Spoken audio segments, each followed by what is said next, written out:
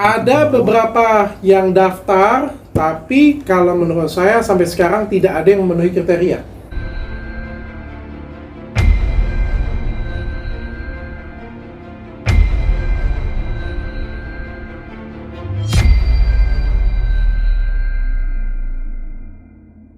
Dokter, berarti dengan dokter membuka sayembara seperti itu hingga saat ini belum ada yang mendaftar sayembara seperti itu?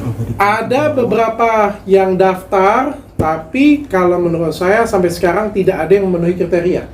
Emang kriterianya apa tuh, Dok? Kita sortir ya semuanya ya. Jadi kita persilakan untuk mereka juga mengirimkan. Ya kan gini Mas, kita kan mau kumpulin mereka, datengin mereka ya, kita kan harus tahu dulu, kita sortir dulu dong. Memang punya kemampuan atau asal ngomong aja. Kita tes dulu mereka bisa nggak benar-benar buat video pakai pisau bedah, ditekan dulu, habis itu baru saya lihat langsung kan. Dan sampai detik ini belum ada yang kirim seperti itu. Gitu. Tetap Berarti aja pembuktian dari dia harus ngirim, berarti tetap harus pisau bedah dulu ya? Iya dong. Ya dia kan kalau misalnya datang ke sini ngelihat terus nggak dapat apa-apa, kan nanti kan kecewa. Ya kan, terus dia kan juga ada ongkos untuk datang ke sininya juga kan. Jadi dia sendiri dulu lah buat. Nanti kalau misalnya saya ngelihat, oke, ini meyakinkan nih, kita datangkan. Tapi tujuannya sayembara ya. Sayembara itu beda banget sayembara dengan tantangan. Tetapi sayembara yang keduanya lebih unik tuh sebenarnya. 1 miliar tuh nggak main-main. Bukan 100 juta lagi loh itu. Apa? Sudah. Nggak lihat tuh. Itu sayembaranya keren loh. Itu karena kan ada kemarin ada dukun di sini yang katanya bisa pindahin penyakit ke kambing, dia bilang. Iya. Siapin kambingnya, nanti ada yang penyakit jantung, dia pindahin, dia bilang. Nah, saya kasih sayembara, kalau bisa pindahin penyakit ke kambing, saya kasih 1 miliar. Plus kerja di klinik kecantikan Athena dengan gaji 100 juta per bulan.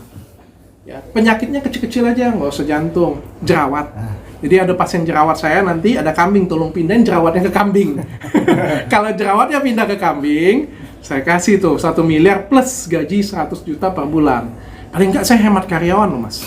Karena klinik saya nanti nggak usah beli alat, nggak usah beli laser, nggak usah beli peeling nanti. Ini duduk aja pasien yang ngantri nanti. Kemarin dia pindahin semuanya ke kambing.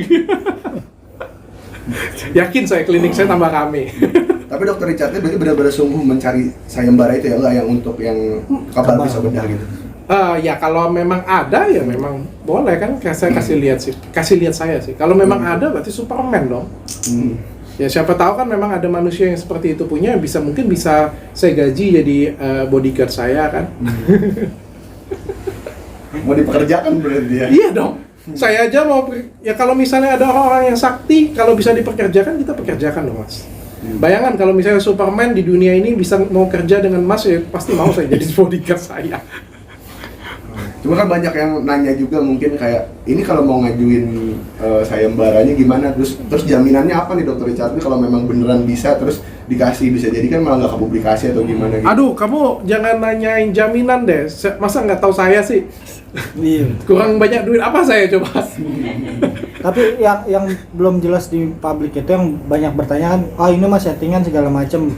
Terus dokter tadi menceritakan bahwa ada kriterianya. Nah ini banyak umum nggak ngerti maksudnya. Wajar dong, kayak gini kan kita kan bilang sayembaranya kan adalah pisau bedah, kebal ke pisau bedah. Saya kan juga nggak mau sembarangan Mas, ngedatang-datengin orang, karena kan saya kan juga menjaga diri saya juga ya. Kalau misalnya ketemu banyak orang, terus misalnya orang itu ngapa-ngapain saya kan jaga-jaga diri juga ya. Jadi kan kita memperkecil untuk peluang seperti itu punya. Siapa tahu ada dunia ini kan yang daftar cuma mau main-main atau ada niat buruk, kan kita nggak ada yang tahu. Tentu kalau memang dia punya kemampuan seperti itu punya, ya dites dulu dong, dibuat dalam bentuk video, dites. Ada pisau bedah, skalpel, kan skalpel murah. Skalpel murah banget, itu kan disposable kan, sekali pakai kan.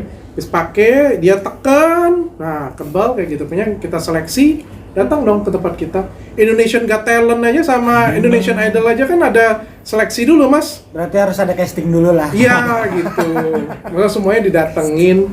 Nanti sampai sana cuma ngobrol aja dengan saya, banyak ngeles lagi kan. Karena kemarin juga ngomongnya kayak gitu.